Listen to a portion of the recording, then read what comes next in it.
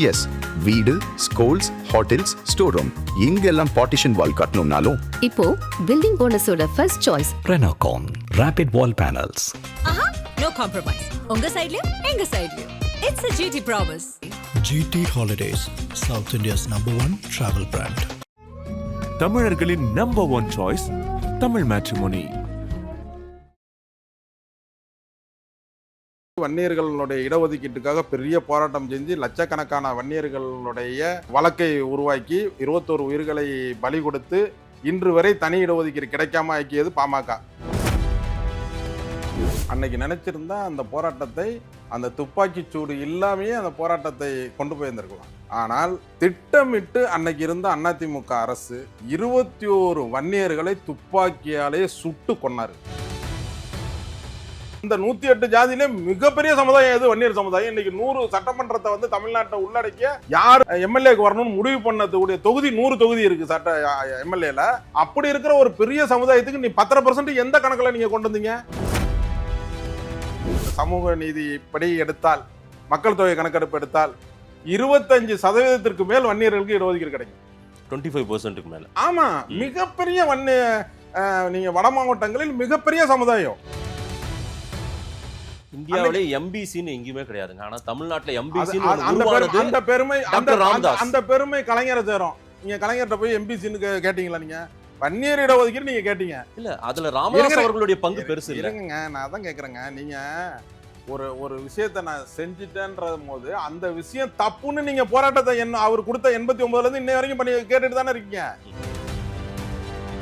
படையாச்சியாரின் உழைப்பும் மருத்துவர் ராமதாஸ் அவர்களுடைய உழைப்பையும் நீங்க குறைச்சு மதிப்பிடுறீங்களா? அதுக்கு ஈக்குவலா இது இல்லைன்றீங்களா? நீங்க இவருக்கும் அவருக்கும் உள்ள வித்தியாசம் என்னன்னு ஒரு கேள்வி கேட்கலாமா? நீங்க அது நல்லா இருக்கும். வன்னியர் சமுதாயத்திற்காக வந்து மிகப்பெரிய கோடீஸ்வரனாக மாறியவர் ராமதாஸ் குடும்பம், அன்புமணி எல்லாம் சேர்த்து சொல்றோம். ஆனால் மிகப்பெரிய கோடீஸ்வரனாக இருந்த படையாச்சி இந்த சமுதாயத்திற்காக ஒரு 3/4 சொத்தை அளித்தவர் படையாச்சி.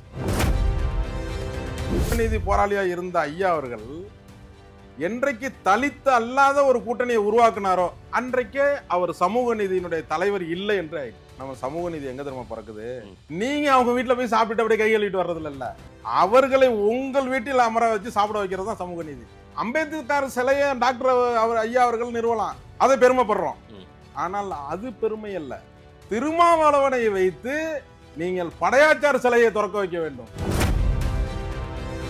18 எம்எல்ஏக்கள் எங்களுடைய பாமகவினுடைய ஆதரவு தான் திமுக ஆட்சி 5 ஆண்டுகளும் இருந்தது என்பதை திமுக மறந்து விடக்கூடாது அப்படின்னு பேசுறாரா? நீ ஓக்கியனா இருந்தா, யோக்கியனா இருந்தா அன்னைக்கு இந்த தனி இடஒதுக்கீடு வன்னியருக்கு வாங்கியிருக்கணும்ல. உனக்கு யோக்கியனா இருந்தா நீ அந்த 18% வன்னியர்களுடைய எம்எல்ஏக்கள் 18 பேரையும் ஆதரவு தரமாட்டேன், இந்த இடஒதுக்கீடை நீ கொடுக்கணும்னு சொன்னா ஏங்க போராட்டம் பண்ணணும்? ஆதன் தமிழர்களுக்கு வணக்கம். பல்வேறு துறைகளில் ஆக சிறந்த ஆளுமைகளை சந்தித்து நாம் நேர்காணல் எடுத்து வருகிறோம். அந்த வகையில் நம்மோடு இணைந்திருக்கிறார் புதிய உழைப்பாளர் கட்சியினுடைய நிறுவன தலைவர் திரு திருவாரூர் காந்தி அவர்கள். அவரிடம் கேட்பதற்கு நிறைய இருக்கின்றவார்கள், அவரிடமே கேட்போம். வணக்கம் திருவாரூர் காந்தி அண்ணே. வணக்கம். வணக்கம். எப்படி இருக்கீங்க? நல்லா இருக்கு. ரொம்ப சந்தோஷம். நான் ஒரு நேர்காணல் கேட்டதும் நீங்க நேரம் கொடுத்துருந்தீங்க. ரொம்ப நாட்களாகவே உங்களை பேட்டி எடுக்கணும்னு நான் நினைச்சிருக்கேன். ஏன்னா உங்களுடைய பயணம்ன்றது வன்னியர் சங்கத்துல தொடங்கினது. அதற்கு பிறகாக பாமகவிலிருந்து பாமக பீக்ல இருந்தது, அதாவது ரொம்ப வளர்ச்சியில. அதே போல பாமகன்ற ஒரு கட்சி அந்த வன்னியர் சங்க போராட்டத்துக்கு பிறகாக உதயமான பிறகு 93லேயே மருத்துவர் ராமதாஸ் அவர்களை எதிர்த்து படையாச்சி பேரவைன்னு ஒன்று ஆரம்பிச்சு வெளியே வந்தவங்க. நீங்க எஸ் ராமசாமி படையாச்சியார் ஃபாலோவரா? நீங்க சொன்னாதான் தெரியும் யார் இந்த திருவாரூர் காந்தி. இப்படியெல்லாம் ஒரு பயணம். கடைசியா பிஜேபி, அதுக்கு பிறகு இப்போ புதிய உழைப்பாளர் கட்சி, அதுவும் திருமாவளவன் வச்சு லான்ச் பண்ணியிருக்கீங்க கட்சியை. யார் நீங்க? உங்களை பற்றி சொல்லுங்க. அதாவது நான் படிக்கிற காலத்திலேயே டாக்டர் ஐயா அவர்களுடைய தீவிர ஒரு ரசிகர். ஏன் அப்படின்னா, ஒரு ஒடுக்கப்பட்ட மக்களுக்காக ஒரு முன்னெடுத்து ஒரு ஒரு அமைப்பை ஏற்படுத்துறாரு அப்படின்றதுனால நான் படிக்கிற காலத்திலேயே ஒரு கிளினிக் போவேன். எனக்கு ஒரு வாய்ப்பு என்னன்னா, அவரோட சிறு வயதிலிருந்தே பழகக்கூடிய ஒரு வாய்ப்பு இயற்கையாக கிடைச்சிருச்சு. அப்போ வன்னியர்களுக்கான போராட்டங்கள் அப்படின்னு முன்னெடுக்கும் போது நாங்கள்லாம் இளமை பருவத்திலே அவர் கூட பயணம் பண்ண ஆரம்பிச்சிட்டோம்.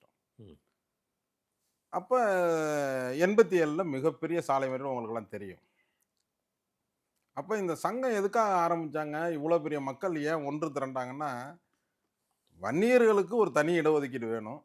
ஏன்னா இவங்க வந்து பொருளாதார ரீதியா ரொம்ப கீழே இருக்காங்க. அதனால ஒரு இடஒதுக்கீடு இருந்தால் தான் இந்த சமுதாயம் மேலே வரும் அப்படின்றதுல 80 காலத்தில் பிரச்சாரம். அதனால தான் லட்சக்கணக்கான இளைஞர்கள் வந்து தனக்கு பிறகும் தன்னுடைய இந்த சமுதாயத்தில் இருக்கிற இளைஞர்கள் எல்லாம் அரசு பதவிகளையும் வேலை வாய்ப்புலையும் போகணுன்ற காரணத்தினால தான் லட்சக்கணக்கான மக்கள் அதில் உள்ள வந்தாங்க, இளைஞர்கள்லாம். அப்போ இந்த அரசாங்கத்திட்ட கேட்டுக்கிட்டே இருந்தால் இது வேலைக்கு ஆகாது, இந்த அரசாங்கத்தை எதிர்த்து போராட்டம் பண்ணாதான் நம்ம வந்து வர முடியும் அப்படின்னு முதல்ல சிறு சிறு போராட்டமாக ஆரம்பிச்சாரு. 87ல் அதிமுக ஆட்சி, எம்ஜிஆர் அவர்கள் முதலமைச்சர். எம்ஜிஆர் முதலமைச்சராக இருந்து உடல்நலம் குன்றி அமெரிக்காவில் இருக்கிறாரு. அந்த நேரத்தில் இந்த சாலை மறியல் 7 நாள் சாலை மறியல் அறிவிச்சாச்சு. நீங்க எல்லாம் பங்கெடுத்து சிறைக்கு போனீங்க. நாங்களாம் அதில் பங்கெடுத்து நாங்கள் தான் முன்னெடுக்கிறோம். அந்த போராட்ட கழகத்தில் முக்கிய பொறுப்பாளர்கள் நானும் ஒருத்தன். என்ன வயசு உங்களுக்கு அப்ப? அப்போ எனக்கு ஒரு 18 வயசு, 17 18 வயசு தான். ம், ம், ரொம்ப இளமை பருவம். ஆனால் இளமை பருவத்திலேயே நான் பேரன்பாடியில் பொறுப்பில் வந்தேன். ம், ம். அப்போ என்ன பண்ணிட்டாங்கன்னா, அந்த போராட்டம் வந்து அரசாங்கம்லாம் நினைத்ததை விட உலகத்தில் ஒரு ஜாதிக்காக, மதத்திற்காக கூட பெரிய போராட்டம் நடந்திருக்கு, பார்த்துருக்கலாம் உலகத்தில். ஆனால் ஒரு ஜாதிக்காக 7 நாள் உலகத்தில் ஒரு சாலை மறியல் நடந்து வெற்றி பெற்றது இந்த வன்னியர் போராட்டம் மட்டும்தான். தமிழ்நாடே முடங்கி போச்சா? தமிழ்நாடே முடங்கிடுச்சு. ஆஹா. அன்னைக்கு இருக்கிற இப்போ நீங்கள் எடுத்து பார்த்தீங்கன்னா வரலாறுலாம் 7 நாள் ஒரு காக்கா கூட போக முடியாத அளவிற்கு தமிழ்நாடு முடங்கியது. ம். அவ்வளோ பெரிய போராட்டத்தில் திட்டமிட்டு அன்னைக்கு இருந்த அதிமுக அரசு 21 வன்னியர்களை துப்பாக்கியாலே சுட்டு கொன்னார்கள். அன்னைக்கு நினைச்சிருந்தா அந்த போராட்டத்தை, அந்த துப்பாக்கி சூடு இல்லாமையே அந்த போராட்டத்தை கொண்டு போயிருந்திருக்கலாம். ஆனால் ஒரு போராட்டம் நடக்கிற போது ஒரு இடத்தில் துப்பாக்கி சூடு, இப்போ அதிமுக ஆட்சியில் வந்து நீங்கள் ஸ்டெர்லைட்டு இதெல்லாம் பார்த்துருக்கலாம். நீங்கள் ஒரு இடத்தில் போராட்டம் நடக்கும்போது அங்கே மட்டும் நீங்கள் துப்பாக்கி சூடு நடந்திருக்கும். அதுவும் அதிமுக ஆட்சி தான். இருந்தாலும் இந்த துப்பாக்கி சூடு என்பது எப்படின்னா, சேலத்தில் ஒரு நபர் இறக்கிறார் துப்பாக்கி சூட்டில், விழுப்புரம் மாவட்டத்தில் ஒருத்தர் இறக்கிறார், கடலூர் மாவட்டத்தில் ஒருத்தர் இறக்கிறார். இப்படி திட்டமிட்டு வட மாவட்டங்கள் இருக்கிற நபர்களை எல்லா இடத்துலையும் துப்பாக்கி சூட்டு நடத்தினால்தான் இந்த போராட்டம் நிற்கும் அப்படின்னு சொல்லி ஒரு தப்பு கணக்கு போட்டு சுட்டாங்க. சுட்டதனுடைய விளைவு 7 நாளும் தமிழகமே சம்பிச்சு விட்டது. அதற்கு பிறகு ரொம்ப வீரியமாக இது மாறிவிட்டது. 7 நாள் நடந்துச்சு. இல்ல அன்னைக்கு அதிமுக ஆட்சி, ஆனால் எம்ஜிஆருக்கு தெரிந்தே இது நடந்தது போல நீங்க பதிவு செய்றீங்களே இந்த வரலாறு. அதிமுக ஆட்சி, அவர் எம்ஜிஆர் இருந்தான்னா, இப்ப ஜெயலலிதா அம்மையார் இருந்தான்னா, எடப்பாடியா இருந்தான்னா, எடப்பாடி இருக்கும்போது இப்ப நடக்கல சார். இல்ல நீங்க இன்னைக்கு வரைக்கும் அந்த வரலாறு கொண்டு போய் பதிய வேண்டாம். இல்ல, ஏன்னா இல்ல. இன்னைக்கு இன்றைக்கும் ஒரு துப்பாக்கி சூடு அதிமுக வன்னியர்களுக்காக நிறைய விஷயங்களை செஞ்சிருக்காங்க. நிறைய அத நானே பாராட்டு விழா நடத்தினவன். ஆமா. அதிமுக இன்றைக்கு இருக்கிற எடப்பாடி அவர்கள் வந்து முதலமைச்சர் ஆனோடனே, நீங்க முதலமைச்சர் பதவியில உட்காரும் பொழுது அதிமுகவுடைய ஆட்சியோட நிலைமை என்ன? ஒரு சட்டமன்ற உறுப்பினரும் ஊரு உள்ளே போக முடியாத சூழ்நிலை. ஒரு அதிமுக சட்டமன்றம் ஊரு உள்ள போக முடிஞ்சுச்சா? போகவே முடியல. மிகப்பெரிய தகராறு. மக்கள், பொதுமக்கள், அதிமுக ஜெயலலிதா எப்படி மரணம் ஏற்பட்டது பதில் சொல்லுன்னு சொல்லி சில அதிமுக அமைச்சர்கள் அவருடைய அதிமுக அலுவலகத்துக்கே போக முடியல, திறக்க முடியல, மூடியே கிடந்துச்சு. இப்படி அதுக்கு பிறகு அன்புமணி அவர்கள் அதிமுக ஆட்சியை எதிர்த்து 8 வழி சாலைக்காக மிகப்பெரிய போராட்டம் அதிமுக ஆட்சிக்கு எதிராக உண்டா இல்லையா? அன்புமணி செஞ்சார்ல. இப்ப அன்புமணி கூட்டணி வச்சிருக்காரு, அதை பத்தி அப்புறம் வருவோம். சரி. அப்ப அன்புமணி தான் மிகப்பெரிய போராட்டம். அந்த மாதிரி இக்கட்டான நிலைமையில அரசாங்கம் இருக்கும் பொழுது இவரால் என்ன செய்யறதே தெரியாத நேரத்துல நாங்க போய் அவர்கிட்ட சொன்னோம், ராமசாமி படையாச்சார் அவர்கள் இந்த சமுதாயத்திற்காக முதலில் தனியாக நின்று 1952ஆம் ஆண்டு 18 எம்எல்ஏ 4 எம்பிக்களை வெற்றி பெற்று இந்த அரசாங்கம் அன்னைக்கு இருக்கிற காங்கிரஸ் அரசாங்கம் ஆட்சி அமைப்பதற்கு இந்த 18 எம்எல்ஏக்களும் தேவைப்படும் பொழுது ஒரு இடைத்தேர்தலை தமிழகம் முதல் சுதந்திர இந்தியாவில் சந்திக்க கூடாது என்பதற்காக ஆட்சி கட்டிலில் காங்கிரஸை அமர வைத்த பெருமை படையாச்சார் அவர்களுக்கு தான் சேரும். அதனால் அப்படிப்பட்ட ஒரு நபரை ஒரு சமுதாயத்திற்கு மட்டுமல்லாமல் அனைத்து சமுதாயத்திற்கும் வாழ்ந்தவர். அவர் பேர் தான் ராமசாமி படையாச்சார்னு ஒழிஞ்சு அனைத்து சமுதாயத்திற்காகவும் பாடுபட்டவர் என்பதனால்தான் அவருக்கு வந்து மிகப்பெரிய ஒரு மரியாதை வன்னியர் சமுதாயத்தில் உண்டு. அவருக்கு வந்து ஒரு சரியான அங்கீகாரம் இல்லாமல் இருக்கிறது. அன்றைக்கு இருந்த முதலமைச்சராக இருந்த எடப்பாடியார் அவர்களிடம் போய் இந்த படையாச்சார் அவர்களுடைய பிறந்த நாள் விழாவை அரசு விழாவாக நீங்க அறிவிங்கள் செஞ்சாரு அப்படின்னு நாங்கள் சொன்னோம். ஒரு கோரிக்கை வச்சோம். அப்போ சொன்ன இப்போ இதை செய்கிறோமே, இது சரியா இருக்குமா இந்த காலகட்டத்தில் அப்படின்னாரு. நான் சொன்னேன், 8 வழி சாலைக்காக இன்றைக்கு பெரிய போராட்டத்தை முன்னெடுக்கிறது அன்புமணி. அந்த போராட்டத்தில் கலந்து கொள்பவர்கள் வன்னியர்கள். ஒரு வன்னியர் தலைவருக்கு நீங்கள் ஒரு மரியாதை செலுத்தினா அந்த போராட்டம் அடுத்த நாளே வன்னியர் சமுதாயத்திலிருந்து வருகின்ற போராட்டம் நின்றுன்னு சொன்னேன். ம். நீங்க வேணா வரலாற்றில் பாருங்க, அன்றைக்கு அறிவிக்கிறார், அறிவித்த மறுநாளிலிருந்து இந்த 8 வழி சாலைக்கான போராட்டம் நிறுத்தப்பட்டது. ம்ஹும். அப்பொழுது அவருக்கு ஒரு ஒரு ஒரு ஆஹா, இந்த வன்னியர்கள் வந்து வன்னியர் சமுதாயத்திற்கு தலைவருக்கு நம்ம இந்த இதை செய்ததனால் ம். இப்படி ஒரு அரசாங்கத்திற்கு ஒரு பெரிய எதிர்ப்பா இருந்த 8 வழி சாலை பிரச்சனை என்னுடைய போராட்டம் ம். அப்படியே அமுங்க ஆரம்பித்து விட்டது. ம். அப்படி என்றால் இந்த வன்னியர் சமுதாயத்தினுடைய தலைவர்களுக்கு நாம் செய்தால் வட மாவட்டங்களில் எந்த பிரச்சனையும் இருக்காதுன்ற முடிவுக்கு அன்னைக்கு வந்தார். இதெல்லாம் 2018-19 காலகட்டம். ஆமா, அவர் முதலமைச்சரா இருக்கும். ஆமா.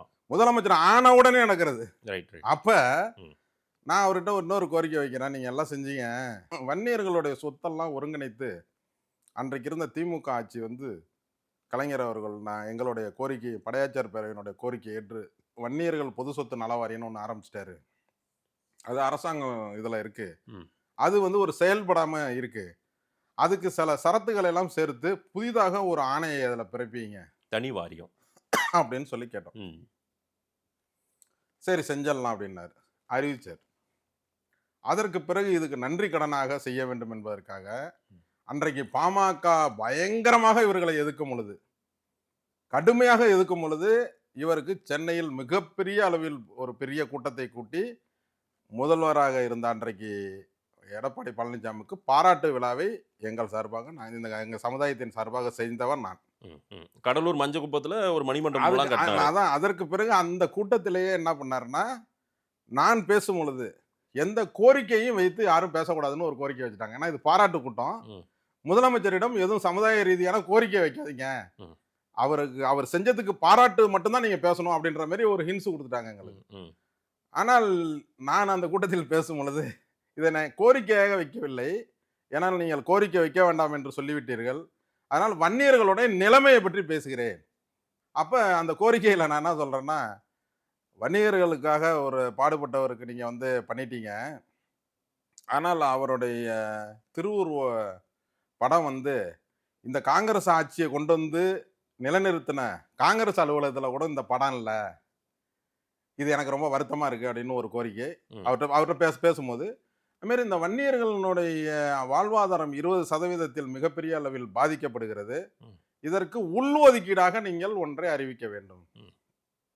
இதை ரெண்டையும் நீங்க செய்யணும். இந்த ராமசாமி படையாச்சாருக்கு யாராருக்கோ மணிமண்டபம் பெரிய அளவில் கட்டி கொடுக்கிறீர்கள், படையாச்சார் அவர்களுக்கும் ஒரு மணிமண்டபத்தை கட்டி கொடுக்க வேண்டும் என்று கோரிக்கை வைத்தோம். இது எல்லாமே நடந்துருச்சு. இந்த கோரிக்கையை அந்த அந்த நிகழ்ச்சியில் அவர் ஏற்புரை எடுக்கும் பொழுது, ம். நீங்கள் வந்து காங்கிரஸ் அலுவலகத்தில் இல்லைன்னு தானே வருத்தப்பட்டீங்க, ம். நான் சட்டமன்றத்திலே அவருடைய படத்தை வைக்கிறேன், ம். அப்ப நீங்களாம் வந்து கலந்துங்க அப்படின்னு சொல்லி அறிவித்து அந்த பாராட்டு விழா நடந்த 15வது நாளே இந்த சட்டமன்றத்துள்ள இந்த படையாச்சாரனுடைய திருவுருவ படத்தை வச்சுட்டார். ம். ம். அதே மாதிரி பல கோடி ரூபாய் செலவில் அரசாங்கத்தின் சார்பாக கடலூரில் ஒரு பெரிய மணிமண்டபத்தையும் கட்டி அவரே வந்து திறந்து வைத்து விட்டார். ரைட். இந்த 10% இடஒதுக்கீடு என்று நாங்கள் கேட்கவில்லை, எங்களுக்கு உள்ஒதுக்கீடு வேண்டும் என்று அந்த கூட்டத்திலே முதலில் பேசியது நான் தான். Right sir. இந்த டிமாண்ட் எல்லாம் நடந்தது. நீங்க கொஞ்சம் பின்னோக்கி சொல்லிட்டே வந்தீங்க அந்த வரலாறு.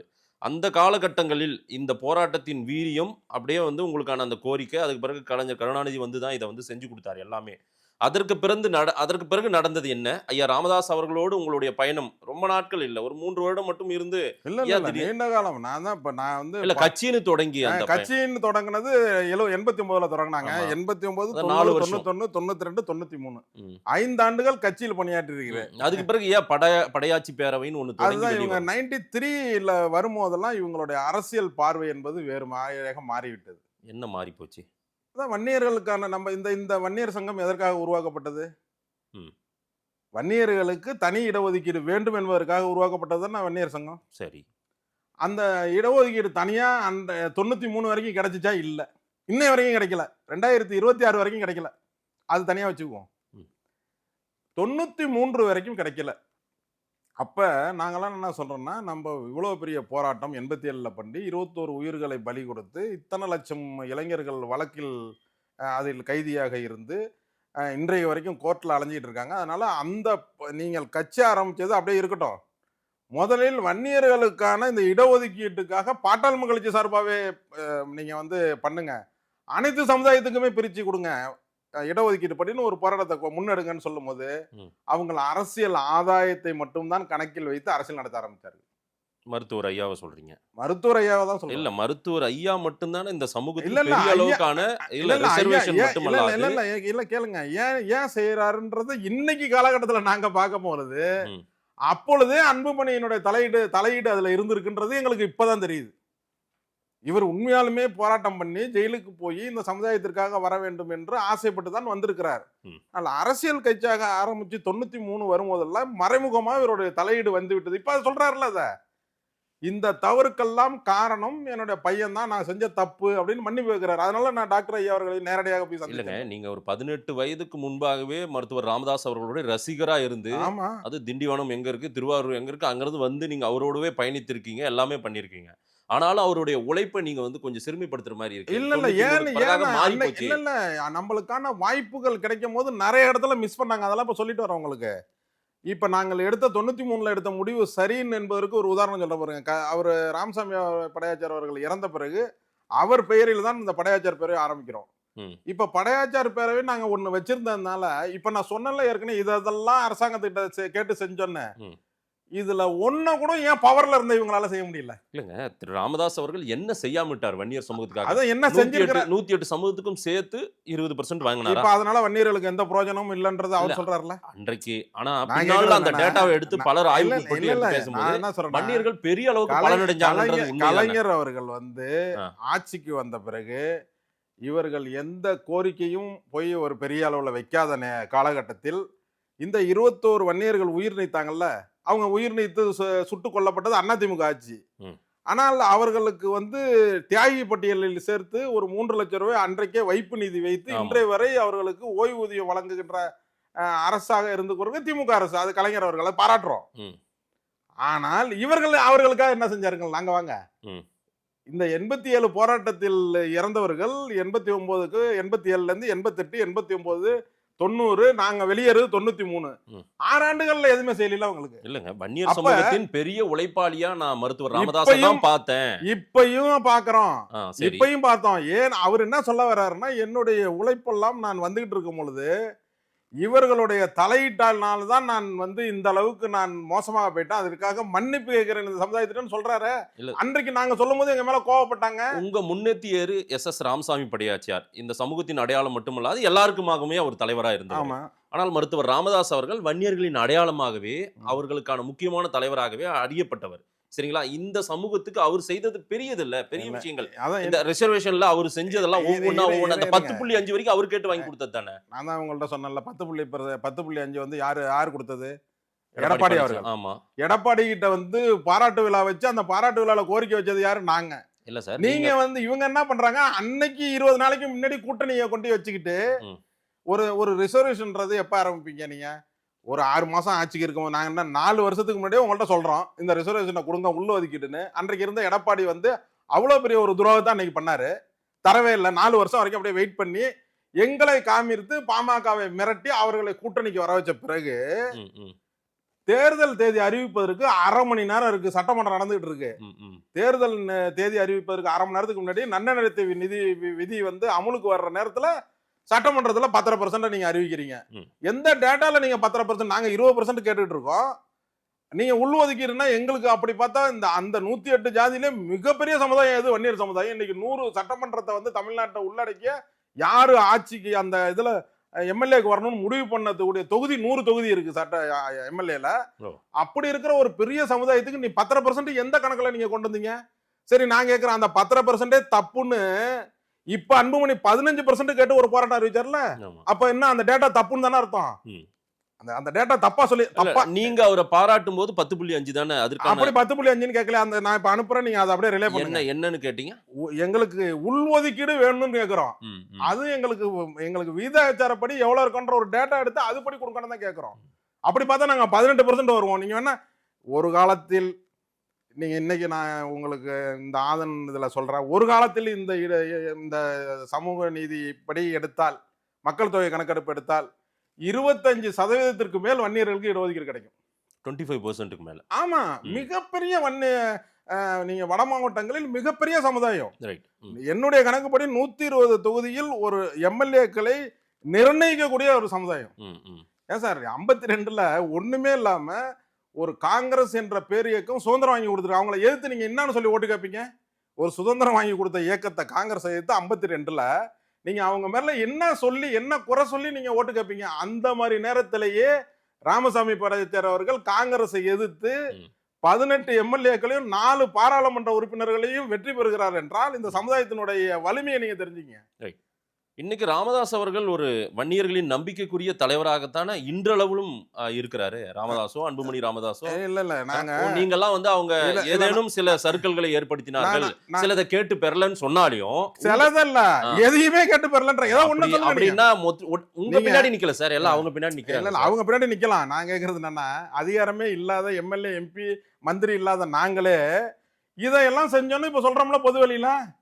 இப்ப அவங்கள நீங்க ஆதன்ல இருந்து எடுங்க கூப்பிடுங்க, ஏங்க இந்த மாதிரி ஒரு குற்றச்சாட்டெல்லாம் சொல்றாரு அவர்லாம் செஞ்சேன்னு, நீங்க செஞ்சதெல்லாம் சொல்லுங்க அப்படின்னா நீங்க என்ன சொல்றீங்க? 20% இடஒதுக்கீடு கொடுத்தது எங்களுக்கு மிகப்பெரிய அநீதின்னு யாரு சொல்றா? இன்னைக்குல நீங்க சொல்றீங்க. இல்ல, வன்னியர் சமூக மக்களின் நம்பிக்கைக்குரிய தலைவராகவும் அவர் மாறிட்டாரு இல்லன்றதுக்கு அந்த மக்கள் இல்ல. எங்களுக்கு வந்து நான் ஒரு சின்ன டேட்டா சொல்றேன். வன்னியர்களுடைய மொத்த மக்கள் தொகை எவ்வளவுன்னு அவங்க தரப்புல சொல்றாங்க. ராமதாஸ் தரப்புலயோ அன்புமணி தரப்புலயோ எவ்வளவு சொல்றாங்க? 3 கோடி 4 கோடின்றாங்க.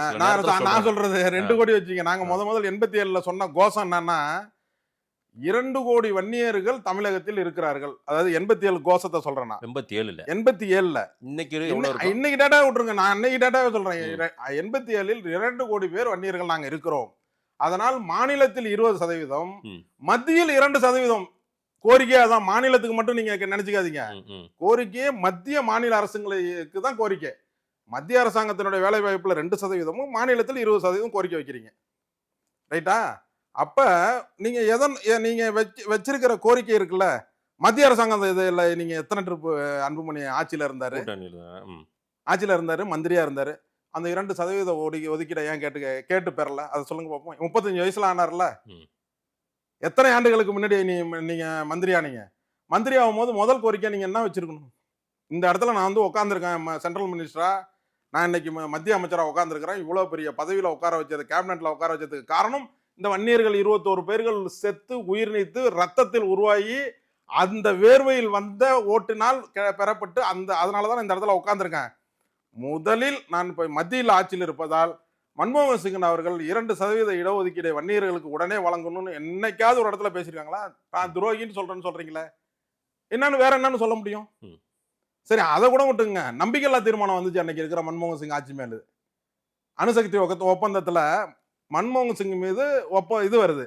அப்ப சிபு சோரன் என்ன சொல்றாரு? என்னை முதலமைச்சரா நீங்க காங்கிரஸ்ல இருக்கிற எம்எல்ஏ எல்லாம் ஓட்டு போட்டு கொண்டுட்டு வந்தால் உங்களுக்கு நான் எம்பி ஆதரவு தரேன்றாரு. அதை ஒத்துக்கொண்டு அவர்களுக்கு இருக்கிற வெறும் 4 எம்பியை வாங்கி கொண்டு அன்றைக்கு வெற்றி வாய்ப்புக்கு தேவைப்படுது என்பதால் அன்றைக்கு மன்மோகன் சிங் அவருக்கு முதலமைச்சர் ஆக்கணும் வரலாறு உண்டு. ஏன் நீங்க 6 எம்பி வச்சிருந்தீங்களா? என்ன கோரிக்கை வச்சிருக்கணும்? அப்ப நீங்க இந்த 2% வன்னியர்களுக்கு இடஒதுக்கீடு இன்னைக்கு கொடுத்தாதான் நாங்க 6 பேரும் ஓட்டு போடுவோம் அன்னைக்கு எம்பின்னு சொல்லியிருந்தால் லட்சக்கணக்கான வன்னியர்கள் இன்றைக்கு மத்திய அரசாங்கத்தினுடைய இதுல போயிருப்பாங்க. சரி, நான் கேட்கிறேன், எந்த வருஷத்துல இருந்து அன்புமணி பாஜக இருக்காரு கூட்டணியில்? 2014ல இருந்து இன்னைக்கு வரைக்கும் இருக்கிறாரு. 12 வருஷத்துல எத்தனை தேர்தலில் ஒன்னா இருந்திருக்காங்க? அப்ப ஏதாவது ஒரு தேர்தலில் 2% இடஒதுக்கீடு கொடுத்தாதான் உங்களோட கூட்டணின்னு ஒரு ஒப்பந்தம் போட்டிருக்காரு? இல்ல, அவங்களுடைய கோரிக்கை தொடர்ச்சியா இருந்துனே தான் இருந்தது. கோரிக்கை நிறைவேறல. ரைட்டு. ஏங்க நீங்க 87 89 காலகட்டத்துல இருந்து தனி இடஒதுக்கீடு தான் கேட்டுக்கிறீங்க. ஆமாவா? நான் சொல்லிடுறேன்.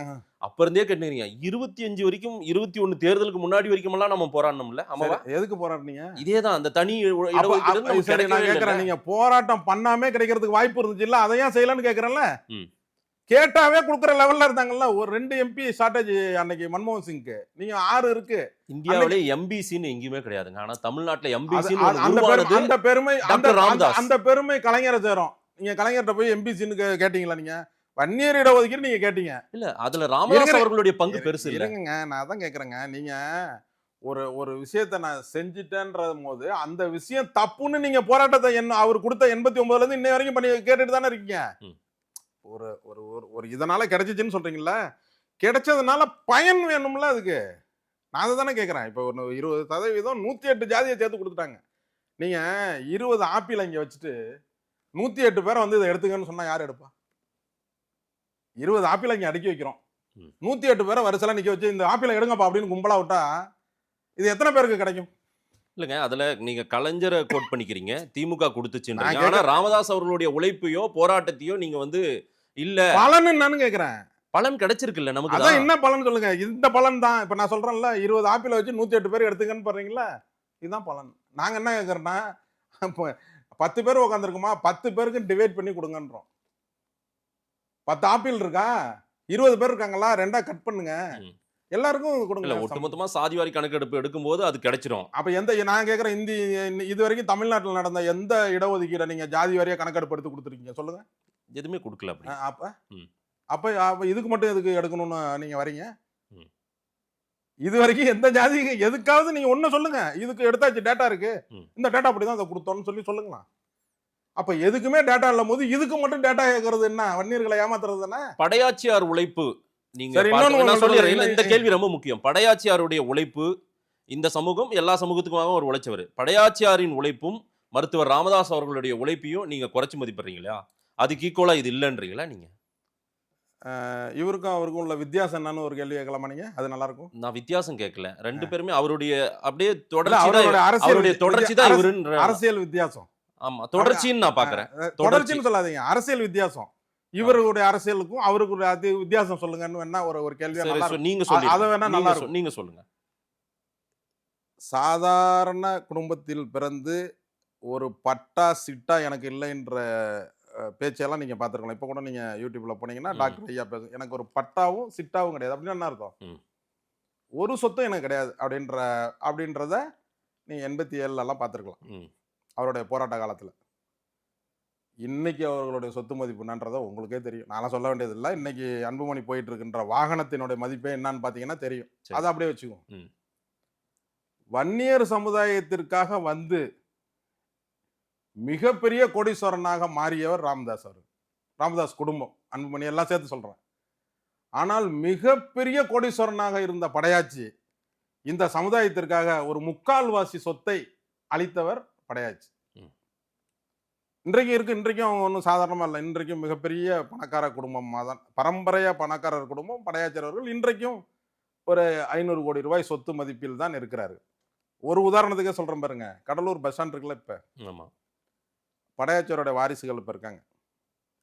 அந்த பஸ் ஸ்டாண்ட்லேருந்து வெளியில் வர்றதுக்கு வந்து ரொம்ப இடம் வசதி இல்லை. படையாச்சியாருக்கு சொந்தமான இடம் அங்கே இருக்குது. அப்போ அரசாங்கம் போய் உங்கள் இடம் தான் பின்னாடி இருக்குது, இந்த பஸ்ஸு ஒரே வழியில் போயிட்டு ஒரே வழியில் திரும்ப முடியல, ரொம்ப டிராஃபிக்காக இருக்குது, வேறு பஸ் ஸ்டாண்டும் இப்போ மாற்ற முடியல, அந்த பஸ்ஸு வெளியில் ஒரு ஒன் வே மாரி வெளியில் வரணும்னா ஒரு பெரிய இடம் தேவைப்படுது, அந்த இடம் உங்கள் இடத்துல தான் இருக்குது, அதை என்ன ரேட்டை சொல்லுங்கள், அந்த ரேட்டில் ஒரு 3 மடங்கு சேர்த்து இப்போ நம்ம கொடுத்துருவோம் அப்படின்னு அன்னைக்கு இருந்த மாவட்ட ஆட்சித்தலைவர் பேச்சுவார்த்தை பண்ணுறாரு. பல கோடி ரூபாய் மதிப்பு உள்ள இடம், கிட்டத்தட்ட ஒரு 20 கோடின்னு வச்சுக்கோங்க, 20 கோடி ரூபாய் மதிப்புள்ள இடம். அப்போ என்ன சொல்கிறாங்க, பொது போக்குவரத்துக்கு தானே இதை கேட்குறீங்க, மக்கள் பயன்பாட்டுக்கு. எங்கள் அப்பா எத்தனையோ சொத்தை இங்கே கொடுத்துருக்குறாங்க படையாச்சியர் அவர்கள், இதை நான் சும்மாவே ரீஸ் பண்ணி தரேன்னு ரீஸ் பண்ணி கொடுத்த பெருமை படையாச்சியருடைய வாரிசுன்றைக்கு உண்டு. ஆனால் 21 குடும்பங்களும் சேர்த்தாங்கல்ல சொல்கிறீங்கல்ல, அந்த குடும்பத்தினுடைய நிலைமை என்ன? அந்த குடும்பத்துக்காக நீங்கள் என்ன பண்ணியிருக்கணும்? அவங்கள டேக் ஓவர் பண்ணலையா மருத்துவர் ராமதாஸ் அவர்கள்? நான் தான் ஓப்பனில் சொல்கிறேன்ல. அப்போ இதெல்லாம் எவ்வளோ பெரிய ஒரு வழி எங்களுக்கு. சரி, அதை விட்டுருங்க. இல்லை நடந்த சம்பவம் இருங்க 87 காலகட்டம் இன்றைய வரைக்கும் கிடையாது. இன்றைய வரைக்கும். ஆனால் இன்றைய வரைக்குமே உங்களுடைய சமூக மக்கள் ஒட்டுமொத்தமாக வட மாவட்டத்தில், நான் வட மாவட்டத்தை சார்ந்தவன், ஒட்டுமொத்தமாக மருத்துவர் ராமதாஸ் தான் தலைவர், நமக்கான அடையாளம் அப்படின்னு நின்னாங்கல்ல, நிற்கிறாங்கல்ல. அதுக்கு நான் உங்களுக்கு ஒரு டேட்டா சொல்கிறேன் பாருங்க. 2 கோடி பேர் வன்னியர்கள்னு சொல்லி 87ல் போராட்டம் பண்ணாங்க. அப்போ அவங்களோட டேட்டா, கட்சி ஆரம்பிக்கப்பட்டது 89ல். 89ல் கட்சி ஆரம்பித்த உடனே தேர்தல், எம்பி தேர்தல் வந்துட்டு அப்போ தேர்தலை சந்திப்பதா வேண்டாமான்ற ஒரு பிரச்சனை. இப்போதான் கட்சி ஆரம்பிச்சிருக்கோம், என்ன பண்றதுன்னு. அப்போ பூத்தா இளங்கோவன் வந்து அன்றைக்கு கைது செய்யப்பட்டு திமுக அரசாங்கத்தால் கைது செய்யப்பட்டு ஜெயிலில் இருக்காரு. அப்போ தேர்தல் நடக்குது. அப்போ தேர்தலை சந்திச்சிருங்க அப்படின்ற மாதிரி ஒரு முடிவு வராங்க. அப்போ ஜெயிலில் இருந்துக்கிட்டே பூத்தா இளங்கோவன் வேட்புமனு தாக்கல் பண்ணுறாரு தருமபுரியில். தமிழ்நாடு முழுவதும் இவங்க கேண்டிடேட்டை போட்டாங்க. ஏன்னா நம்மளுடைய வெயிட் என்னன்னு தெரிஞ்சுக்குவோம் அப்படின்னு. அப்போ 2 கோடி வன்னியர்கள் இருக்கிறாங்க. போராட்டம் செஞ்சு மிகப்பெரிய தலைவராக அன்றைக்கு காமிக்கப்பட்ட வருஷம் 87. வன்னியர்களின் தெய்வமாக கருதப்பட்டது 87. ஒரு வருஷம் கேப் 88, 89 மக்களை சந்திக்கிறீங்க நீங்க, வன்னியர் மக்களை. எல்லா ஜாதிக்குமான கட்சி பாமக, அது வேற. ஆனா வன்னியர் மக்கள் தானே ஓட்டு போடுறாங்கன்னு நீங்க மெயினா வரணும். எங்களுக்கு ஓட்டு போடுங்க, உங்களுக்காக நாங்கள் போராட்டம் பண்ணியிருக்கோம், இடஒதுக்கீடுக்காக போராட்டம் பண்ணியிருக்கோம், எங்களுக்கு ஓட்டு போடுங்கன்னு. 2 கோடி ஓட்டில் எவ்வளோ ஓட்டு வன்னியர்கள் போட்டால் பாஸு? 100 மார்க்கில் 35 மார்க் எடுத்தால் தான் பாஸு. அப்போ 2 கோடி பேரில் 70 லட்சம் ஓட்டு வாங்கியிருந்தால் நீங்கள் வன்னியர் சமுதாயத்தில் பாஸ் ஆகிருக்கன்னு கூட சொல்லலாம். நான் வாங்கின ஓட்டு எவ்வளோ தெரியுமா? 18 லட்சம் ஓட்டு. அப்போ எத்தனை கோடி பேர் உங்களை எதுக்குறாங்க? அப்படி வச்சுக்கலாமா? இல்லை உங்களை விரும்பலன்னு வச்சுக்கலாமா? இல்லை நீங்கள் செய்கிறதெல்லாம் தப்புன்னு வச்சுக்கலாமா? நான் சொல்கிறது வந்து அவங்க டேட்டா படியே. நீங்க குறைகளை அடுக்க முடியும். அவரை நீங்க குறையில அவர் செஞ்சதெல்லாம் நான் வந்து டேட்டா படி சொல்றேன் சார். நீங்க திரு சிஎன்ஆர் போன்றவர்கள்லாம் சிஎன்ஆர் விட்டுருங்க. இல்ல நீங்க எல்லாரும் அலிகேஷன் வைக்கிறீங்க. நான் சொல்றேன் சிஎன்ஆர் மாதிரி தனி மனித அட்டாக்கே நான் பண்ணது கிடையாது. இல்ல நீங்க பண்ணல. நீங்க எடுத்ததுமே அவரோட ரசிகர். என்னுடைய வரலாற்றிலேயே பிடிச்சுதான் அவரோட ஒருவருடைய தனிப்பட்ட, இன்றைக்கு கூட அன்புமணியை பற்றியோ டாக்டர் ஐயா அவர்களை பத்தியோ தனி மனித தாக்குதலை நான் என் வாழ்க்கையிலே பண்ணது கிடையாது. நான் சொல்றது கொள்கை ரீதியான சொல்றேன். இல்லைங்க, நீங்க உங்க சமூக மக்கள் உங்க மேல என்ன பார்வைன்னா நான் கேட்கிறேன். நான் கேள்வி நீங்க வரணும்னே நான் விசாரிக்கும் போது அவங்க சொன்னது, புதிய உழைப்பாளர் கட்சின்னு ஒண்ணு தொடங்குறாரு, திருமாவளவன் வச்சு அதை லான்ச் பண்றாரு அப்படின்னா அவர் எங்களுக்கான தலைவரா அப்படின்ற ஒரு பார்வை அவங்க கேட்கறாங்க. நான் கேட்கல. எனக்கு அப்படி இல்லை. நான் திருமாவளவனை பொது தலைவரா நான் பார்க்க. ஒரு தலித் மக்கள் இருக்காங்கல்ல, தலித் மக்களுடைய வீடுகளில் போய் இந்த தலைவர் சாப்பிட்டார், உணவு அருந்தினார், சமூக நீதி அங்கே பிறந்ததுன்னு பார்த்திருப்பீங்க நிறைய. ஆமா, நம்ம சமூக நீதி எங்க தெரியுமா பிறக்குது? நீங்க அவங்க வீட்டுல போய் சாப்பிட்டு அப்படியே கை கழுவிட்டு வர்றதுல இல்ல, அவர்களை உங்கள் வீட்டில் அமர வச்சு சாப்பிட வைக்கிறது தான் சமூக நீதி. அம்பேத்கர் சிலைய டாக்டர் அவர் ஐயா அவர்கள் நிறுவலாம், அதை பெருமைப்படுறோம். ஆனால் அது பெருமை அல்ல. திருமாவளவனை வைத்து நீங்கள் படையாச்சார் சிலையை திறக்க வைக்க வேண்டும், படையாச்சார் சிலைக்கு மரியாதை செலுத்த வேண்டும். அதுதான் உண்மையான சமூக நீதி. இணைந்த கைகள் யார் சொன்னது? இணைந்த கைகள் அம்பேத்கர் சிலையை யார் திறந்தது? தமிழ் குடிதாங்கின் பட்டம் யார் கொடுத்தது? அதற்கு தகுதியானவர் தான் மருத்துவர் ராமதாஸ் அவர்கள். காலத்தின் கட்டாயம். அதுக்கு பிறகு ஏன் அது மாறுனுச்சுன்றதையும் நீங்க டிபேட்ல கேளுங்க, நான் சொல்றேன். அப்படிப்பட்ட சூழ்நிலையில் நான் தான் முதலில் 7 ஆண்டுகளுக்கு முன்பாக இன்று வரை 7 ஆண்டுகளாக படையாச்சாரனுடைய பிறந்த நாள் விழாவுக்கு விடுதலை சிறுத்தை கட்சியினுடைய தலைவர் திருமாவளவனை நானே வீட்டிலிருந்து அழைத்துட்டு வருவேன். அவர் வந்து மரியாதை செலுத்துவார், அந்த சிலைக்கு மரியாதை செலுத்திவிட்டு அவருடைய புகழை அன்றைக்கு அங்க இருக்கிற பிரஸ்ல பேசுவார், பேசிவிட்டு செல்ல. இன்று வரை 7 ஆண்டுகளாக இது நடக்குது. இதுல சமூக நீதி இருக்கா? சமூக நீதி போராளி மருத்துவர் ராமதாஸா திருமாவளவன் சொல்ல வரீங்களா? என்ன சொல்ல வரீங்க? எனக்கு அதை சொல்லிருங்க, தெளிவுபடுத்துங்க. சமூக நீதியை வந்து விட்டுட்டாருன்றதுக்கு ஒன்று சொல்லவா? சமூக நீதி போராளி கேட்ட கேள்விக்கு நீங்க அதை சொன்னீங்கன்னா சரியா இருக்கும். சமூக நீதி போராளியா இருந்த ஐயா அவர்கள் என்றைக்கு தலித்து அல்லாத ஒரு கூட்டணியை உருவாக்குனாரோ, இந்தியாவில் யாரும் செய்யாத ஒரு முயற்சி, தலித்து அல்லாத ஒரு கூட்டணி என்றைக்கு உருவானாரோ அன்றைக்கே அவர் சமூக நீதியினுடைய தலைவர் இல்லை என்று ஆயிட்டு. நான் டாக்டர் ஐயா அவர்களோட ரசிகன் உங்கள்கிட்ட சொல்லிட்டேன், ஆரம்பத்திலே சொன்னீங்க. அது வேற. இன்றைக்கு வரையும் ரசிகன் தான்.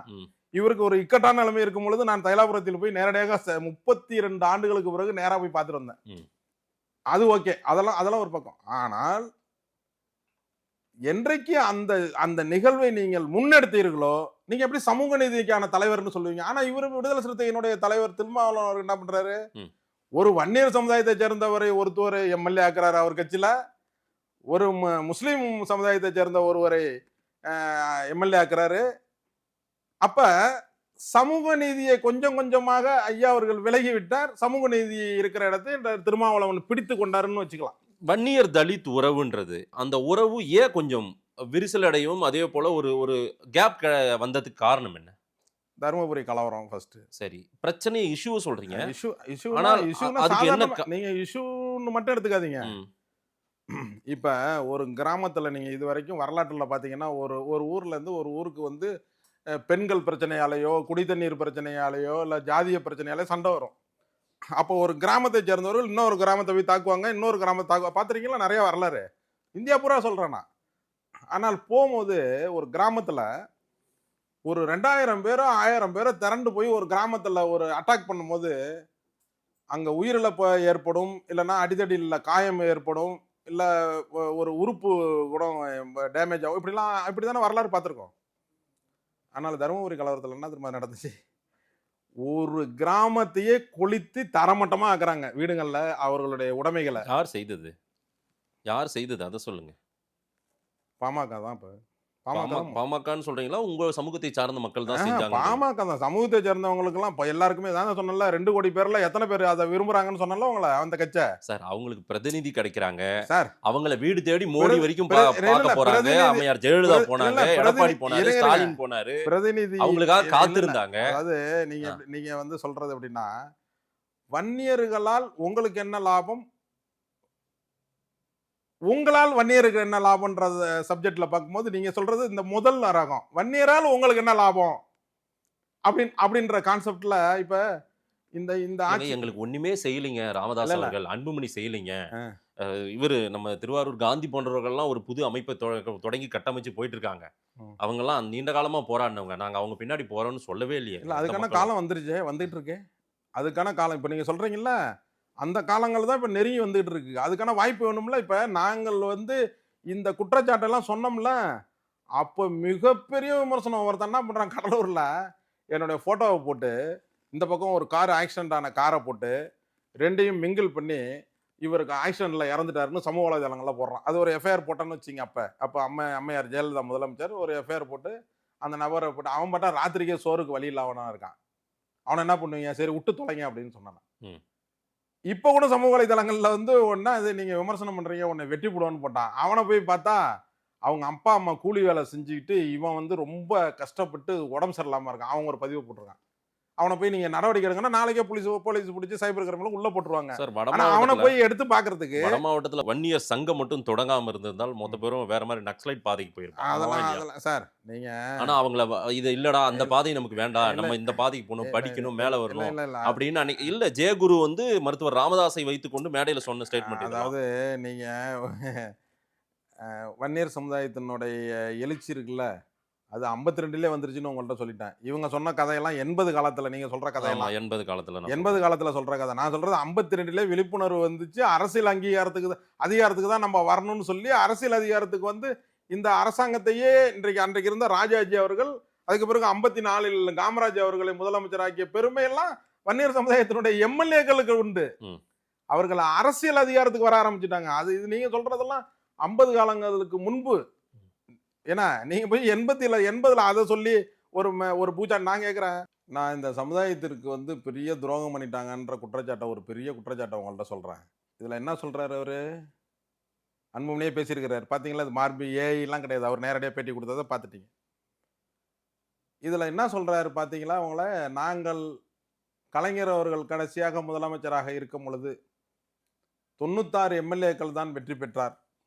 18 எம்எல்ஏக்கள் எங்களுடைய பாமகவினுடைய ஆதரவு தான் திமுக ஆட்சி 5 ஆண்டுகளும் இருந்தது என்பதை திமுக மறந்து விடக்கூடாது அப்படின்னு பேசுறாரா? நீ யோக்கியனா இருந்தா அப்படின்னு நீ இருந்தீன்னா அன்னைக்கு இந்த தனி இடஒதுக்கீடு வன்னியருக்கு வாங்கியிருக்கணும்ல. அரசாங்கமே நீ நினைச்சாதான் இந்த 18 எம்எல்ஏ தான் இருந்தாங்கன்னு சொல்றீங்களா? உன் வாயால பேசுறீங்களா? இதுல பேட்டியில உனக்கு யோக்கியனா இருந்தா நீ அந்த 18% வன்னியர்களுடைய எம்எல்ஏக்கள் 18 பேரையும் ஆதரவு தரமாட்டேன், இந்த இடஒதுக்கீடை நீ கொடுக்கணும்னு சொன்னா ஏங்க போராட்டம் பண்ணணும்? ஏங்க ஜெயிலுக்கு போகணும்? ஏங்க நீங்க போய் இப்ப குரல் கொடுக்கணும்? வாங்கிட்டு போயிருக்கலாம்ல. இது எவ்வளவு பெரிய நயவஞ்சகன்னு நீங்க சொல்லுங்க. அப்ப எதுக்காக அதை வந்து அவங்க வந்து செய்யலன்றதை இப்ப நீங்க அவங்கள்ட்ட கேளுங்க. இல்ல நயவஞ்சகம்ன்றீங்க, அவங்க செஞ்ச சில விஷயங்களை நான் பட்டியலிட்டு சொன்னேன், அதை எதையுமே ஏத்துக்கல நீங்க. மருத்துவர் ராமதாஸ் என்ன ஆமா சார், 20% வாங்கி கொடுத்தது ஸ்டார்டிங். 20% யாருக்கு வாங்கி கொடுத்தாரு? எல்லாருக்கும் 108 சமுதாயத்துக்கு சொல்லுங்க. அதுக்கு பிறகு அதுல வன்னியர்களுக்கு என்ன பிரயோஜனம்னு சொல்லுங்க. இல்ல நானே நீங்க சமீபத்திய அவங்க என்ன சொல்றாங்க? இந்த 20% இடஒதுக்கீடால் வன்னியர்களுக்கு பலன் இல்லை, இப்ப கொடுங்கன்னு தானே அன்புமணி சொல்றாரு. ஆமா. சொல்றாரா இல்லையாங்க? அப்ப அது எப்படி நான் ரைட்டுன்னு என்னை சொல்றீங்க நீங்க? இல்ல இன்னைக்கு அப்ப நான் என்ன கேக்குறேன், ராமதாஸ் இருங்க. அவர்களால் முடியாத ஒன்று, இருங்க, அன்புமணி இருங்க. ராமதாஸால் முடியாத ஒன்று உங்களால வாங்கிட முடியுமா? இப்ப நான் சொன்னேன்ல இதெல்லாம் நாங்கள் படையாச்சார் பேரவைன்ற பேர்ல வச்சுக்கிட்டு செஞ்சு கொடுத்தோம், இந்த அரசாங்கத்திட்ட கேட்டு செஞ்சு கொடுத்தோம், கோரிக்கையா வச்சு செஞ்சு கொடுத்தாங்களா? உங்களுக்கு அதிகாரமே இருக்கும்போது ஏன் செய்யலன்னு தான் கேக்குறோம். இல்ல நீங்க செஞ்சவங்களை எல்லாம் விமர்சிக்கிறீங்க. இன்னைக்கு எடப்பாடி பழனிசாமியும் விமர்சிக்கிறீங்க. எவ்வளவு விஷயம் பண்ணி கொடுத்திருக்காரு. ஏன் விமர்சனிக்கிறேன்னு சொல்லணும்ல? ஏன் 10% இடஒதுக்கீடு நான் தான் சொல்றேன்ல, நன்னடத்தை விதி வருது.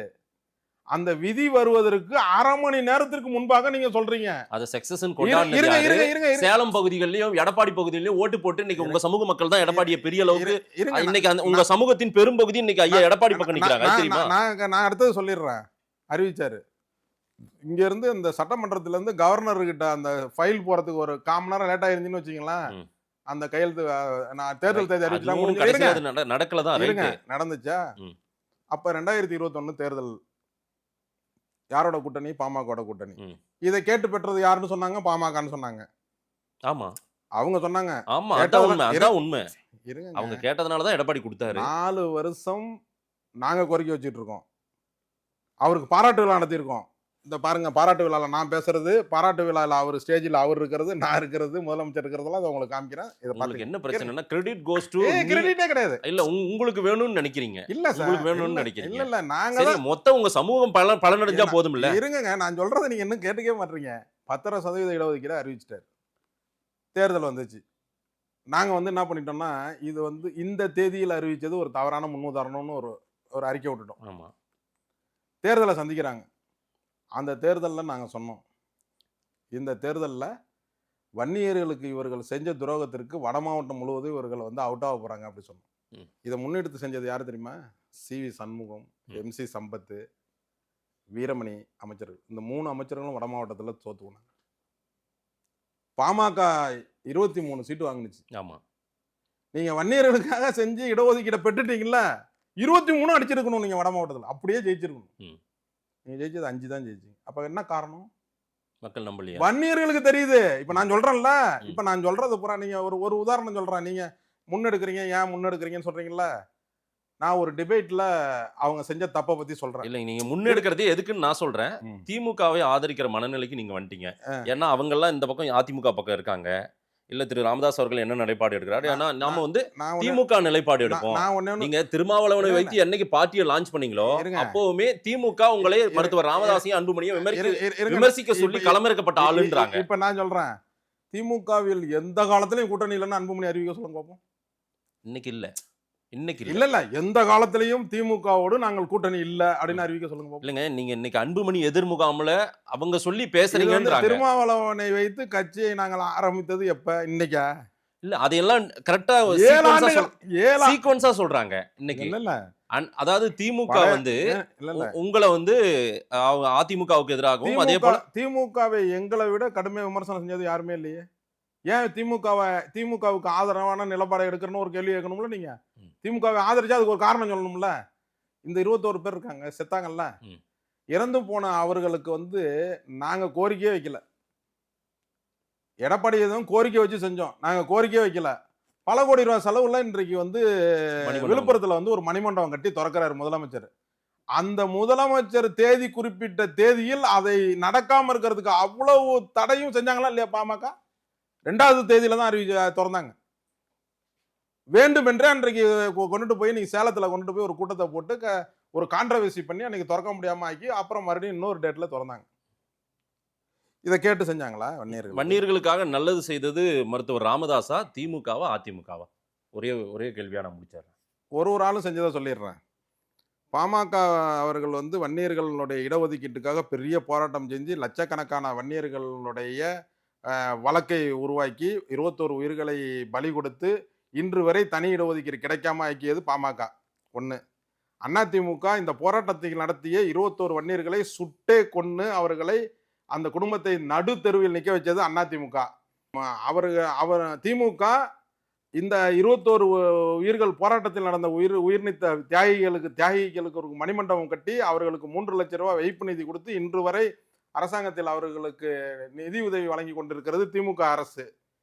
அதே மாதிரி 10% இடஒதுக்கீடை அதிமுக அரசு கொண்டு வந்தாலும் கடைசி நேரத்தில் கொண்டு வந்தாலும் அதை தான் ஆட்சிக்கு வந்த பிறகு நிராகரிக்காமல் சட்டமன்றத்தில் அதை நிறைவேற்றி இம்ப்ளிமெண்ட் பண்ணாங்க. ஆமா வந்த உடனே முதல் பாருங்க, இதை உங்களுக்கு அனுப்புறேன் பாருங்க. அப்ப அதை செய்யாம இருந்ததுதான் நீ குறை சொல்லலாமே. உடனே செய்யறாங்களே. இன்னொரு நீங்க எப்பயுமே திமுக ஆட்சி கொண்டு வந்தா அதிமுக வந்தாலும் தூக்கி கடப்புல போட்டுருக்கும்ல. ஆனா அது நடைமுறைக்கு வந்துருச்சா? ஆமா கொண்டு வந்தா அதுக்கு பிறகு தானே அதை எதிர்த்து தானே கோர்ட்டுக்கு போறாங்க. அதான் இன்னுமே அது இதா திமுக அரசு கொண்டு வருது. நான் இப்ப ஆட்சிக்கு வந்துட்டேன், நீனாவது கடைசி நேரத்துல கொண்டு வந்து பழி வாங்கின, நான் கொண்டு வந்தேன். சரி அதிமுக வந்து குறை சொல்றேன்னு சொல்றீங்கல்ல, அந்த 10% இதை வந்து அறிவிச்சிட்டாங்க. அறிவிச்ச உடனே தென் மாவட்டத்துல சில அமைச்சர்கள், நீ பேரே சொல்றேன்னா ஓபிஎஸ் முத கொண்டு சொல்றேன், என்ன பேசுனாங்க தெரியுமா உங்களுக்கு? கொடுக்க வேண்டாம்னு சொன்னோம். கொடுக்க வேண்டாம்னு சொன்னல, இது நாம்கே சும்மா தேர்தலுக்காக கொடுத்துருக்காங்க, அதனால நீங்க ஒன்றும் கவலைப்படாதீங்கன்னு பிரச்சாரம் பண்றாங்க. அந்த பிரச்சாரத்துக்கு வந்து அன்றைக்கு அதிமுகவுடைய முதலமைச்சராக இருந்த எடப்பாடி என்ன எதிர்வினை ஆற்றி இருக்கணும்? இது எல்லா மீடியாலையும் வருது. இவர் யோக்கியர்னா இருந்தா என்ன பண்ணிருக்கணும்? அந்த அமைச்சர் சொல்லுகிறத அங்க இருக்கிற துணை முதலமைச்சர் பேசுவதோ தவறானது, ஓபிஎஸ் சொல்றது தப்பு. இந்த இடஒதுக்கீடை அறிவித்ததே அவர் தான் சட்டமன்றத்தில் ஒரு நிகழ்ச்சியை அறிவித்து விட்டு அங்க வாக்கு வங்கிக்காக அங்க போய் சொல்றாரு.